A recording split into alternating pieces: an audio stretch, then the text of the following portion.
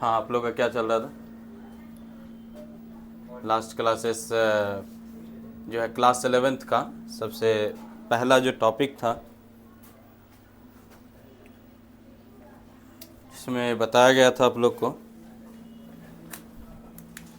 Basic fundamental of matter.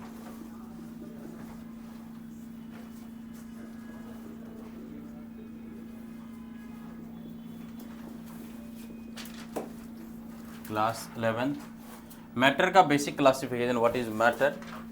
तो matter के बारे में बताया गया था कि कोई भी सब्सटेंसेस जो मास ऑक्यूपाई करता हो, जिसमें कुछ स्पेस हो, जो स्पेस ऑक्यूपाई करेगा और जिसमें कुछ मासेस हो, वही क्या कहलाएगा?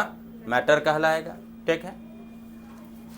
मैटर का क्लासिफिकेशन बताया गया था दो टाइप का। कौन कौन सा? एक फिजिकल और एक केमिकल।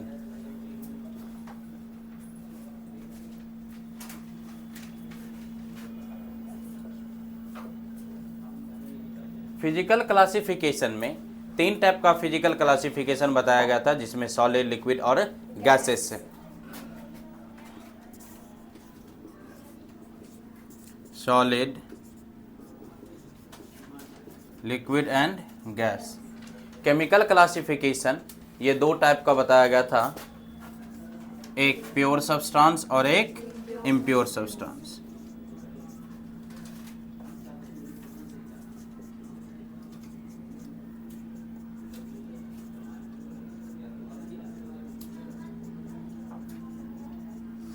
एक प्योर सब्सटेंस और एक impure substance. Pure substance further two types का बताया गया था, एक कंपाउंड और एक element. Compound further two types बताया गया था, एक ऑर्गेनिक कंपाउंड,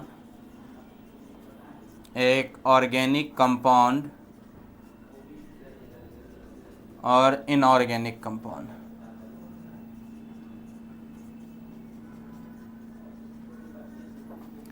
एलिमेंट तीन टाइप का बताया गया था, metal, non metal and metalloid. Metal, non metal and metalloid.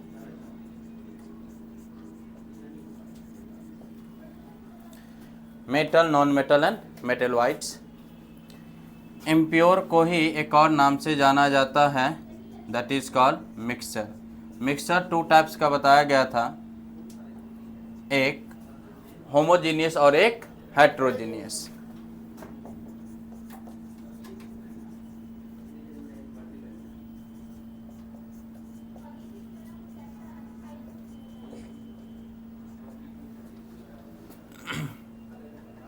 यही बेसिक क्लासिफिकेशन ऑफ मैटर बताया गया था कि जिसमें कुछ मास हो और जो स्पेस ऑक्यूपाई करता हो, वही मैटर कहलाएगा। मैटर टू टाइप्स, फिजिकल और केमिकल क्लासिफिकेशन। फिजिकल क्लासिफिकेशन में सॉलिड, लिक्विड और गैस बताया गया था, जिसमें सॉलिड का वॉल्यूम और शेप फिक्स होता है, बट लिक्विड का वॉल्यूम फिक्स होगा, शेप फिक्स नहीं होता, और गैस का neither fix volume nor fix shape होगा। सॉलिड के जो आयंस का जो अट्रैक्शंस होता है, बहुत ही स्ट्रॉन्ग फोर्स ऑफ अट्रैक्शन से बाइंड रहता है, वहीं लिक्विड उससे कम अट्रैक्शंस होगा, और गैस में वहाँ अट्रैक्शंस नहीं होता है। और सॉलिड का melting point, boiling point high होगा as compared to liquid than gas. Liquid का लो और गैस का वेरी लो होगा। ठीक है। सॉलिड के अंदर डिफ्यूज करने की टेंडेंसी नहीं होती है, पुअर डिफ्यूजिबिलिटी, ये डिफ्यूज करेगा, गैस हाईली डिफ्यूज करता है। और सॉलिड के अंदर बताया गया था इसका जो है फोर्स ऑफ अट्रैक्शंस बहुत ही हाई होगा, आयंस के बीच में गैप बहुत ही कम होती है देन लिक्विड देन गैसेस। तो ये कुछ बेसिक क्लासिफिकेशन के था, टाइप्स था इसका, सॉलिड, लिक्विड और गैसेस का। और इधर केमिकल में एक प्योर और एक इम्प्योर सब्सटेंस में। प्योर सब्सटेंस उसको बोलेंगे जब दो कंपोनेंट एक दूसरे में 100% डिजॉल्व करता हो। 100% डिजोल्यूशन की जब बात होगी, या प्योर जो फिक्स रेशियो में कंबाइन होगा। ये बताया गया था कि ये हाइड्रोजन और ऑक्सीजन मिल करके H2O बनता है, तो ये 1:1/2 रेशियो में कंबाइन हुआ, तब 1 मोल ऑफ वाटर का फॉर्मेशन किया। इसकी रेशियो फिक्स है, तब जाकर के 1 मोल का फॉर्मेशन होगा। तो जब दो मॉलिक्यूल, दो सब्सटेंसेस फिक्स रेशियो में कंबाइन करेगा तो वही प्योर सब्सटेंस कहलाएगा, और जब अनफिक्स रेशियो में कंबाइन करेगा तो इम्प्योर सब्सटेंस कहलाएगा। जिसमें इम्प्योर दो टाइप्स, होमोजीनियस और हेट्रोजीनियस। होमोजीनियस जब कंपोनेंट्स एक दूसरे में 100% डिजॉल्व करे, जैसे सॉल्ट वाटर, शुगर वाटर, यदि ये सब एक दूसरे में 100% डिजॉल्व करता है तो वो सभी होमोजीनियस मिक्सचर के नाम से जाना जाएगा। और हेट्रोजीनियस वो पार्शली डिजॉल्व करता है, जैसे soil water, oil water. Any oil water के अंदर 100% डिजॉल्व नहीं करता है, सभी पार्शली डिजॉल्व करेगा, और जब पार्शली डिजॉल्व करेगा वो सारे मिक्सचर हेट्रोजीनियस कहलाएगा।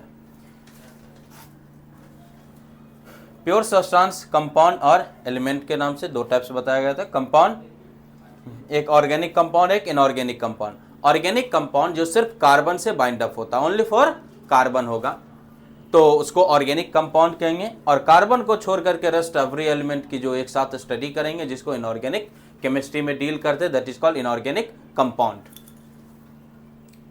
एलिमेंट तीन टाइप का, metal, non metal and metalloids. Metal की प्रॉपर्टीज है कि मेटल सुंदर साउंड प्रोड्यूस करता है, good conductor of heat of electricity होता है, मेलिएबल होता है, डक्टाइल होता है। ये सब में नॉट लगा देंगे तो नॉन मेटल हो जाएगा, और मेटेलॉइड दोनों की प्रॉपर्टीज को शो करता है। इतना बताया गया था आप लोग को। कोई दिक्कत है इस सब में? नहीं है ना?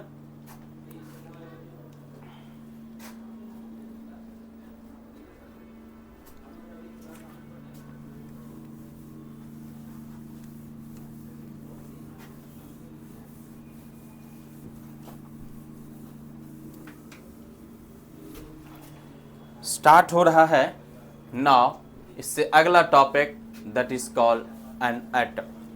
What is an atom? Atom से सबसे बेसिक फंडामेंटल पार्ट है क्लास 11th का, सबसे बेसिक से, जहां एटम से ये क्लास 9th से आप लोग पढ़ते आ रहे हैं। एटम, मॉलिक्यूल, आयंस क्या है, ठीक है, तो इन सब चीज को समझने की कोशिश करेंगे। एटम,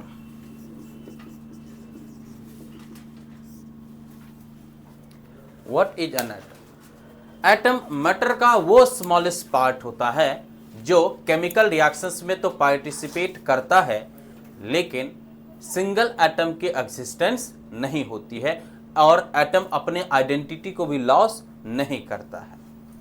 बात समझ में आया कि एटम मैटर का सबसे छोटा पार्ट है जो केमिकल रिएक्शंस में पार्टिसिपेट करेगा, और उसकी एग्जिस्टेंस, सिंगल एटम की एग्जिस्टेंस नहीं होगा, वो कंबाइन स्टेट में रहता है। जैसे हाइड्रोजन H2 में, नाइट्रोजन N2 में, ऑक्सीजन O2 में, इस टाइप से वो क्या करेगा, वो कंबाइन स्टेट में रहता है अपनी स्टेबिलिटी के लिए। It is the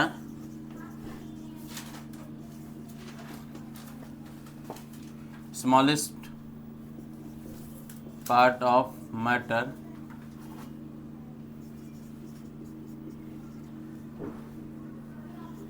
which participate in chemical reaction but does not loses its identity।